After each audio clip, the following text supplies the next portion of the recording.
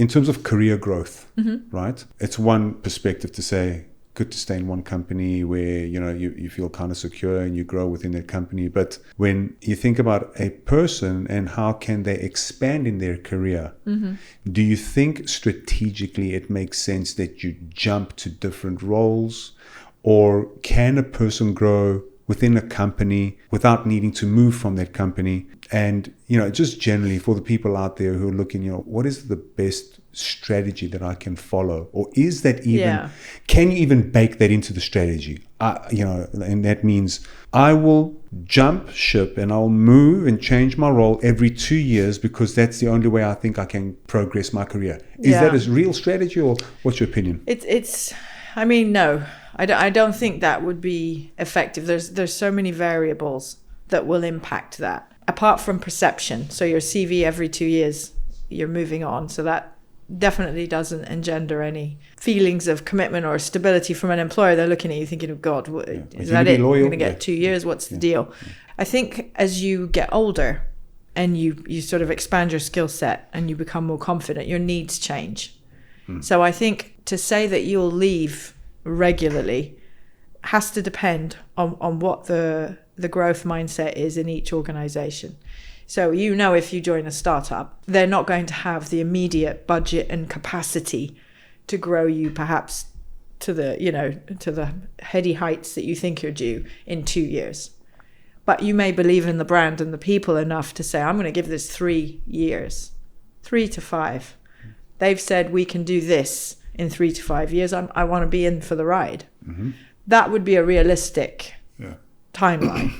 I think generally as a headhunter, when we see people jumping, under 3 years, we're a little bit dubious on their commitment or whether they're overly money centric and do they just keep going to the next highest bidder.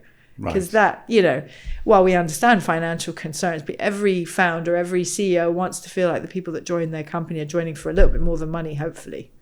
So, and in terms of strategically mapping your career, because that's what you're saying, you're mapping someone's career.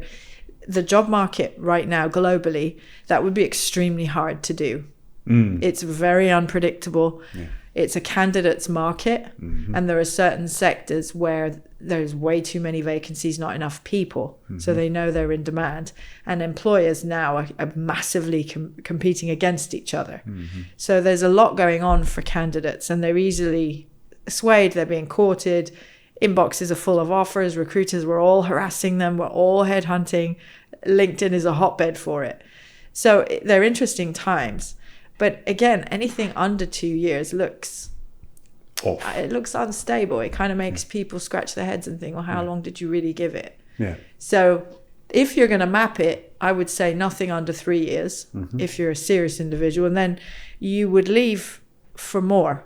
To leave for the same level but a little bit more money is very short-sighted. The money's not going to be enough. If you're a developer, for example, you've got to leave for the stack. You have to leave because expand your knowledge. You don't want to be obsolete. You don't want to stagnate. Everything changes in technology almost weekly. So you want to move for the next level up. Right. 100%. But every age also has its needs and requirements. So we have other candidates that are perhaps with young children or older, and they don't necessarily want to climb. They'd like a decent salary, but they want to know that the ship's steady. Correct. That's enough. Yep. And in Cyprus, we see that a lot with people that will leave the commercial world to get a government job. 9 times out of 10, they're not particularly happy in terms of like pure happiness, sitting in the steady job because there isn't much room for growth. Yes. But they like the stability. But it's hard to map for employers too, to be honest. I mean, even recruitment and retention that you can't map. Right. It's really difficult now because of the state of things everywhere. Yes. So it's so volatile.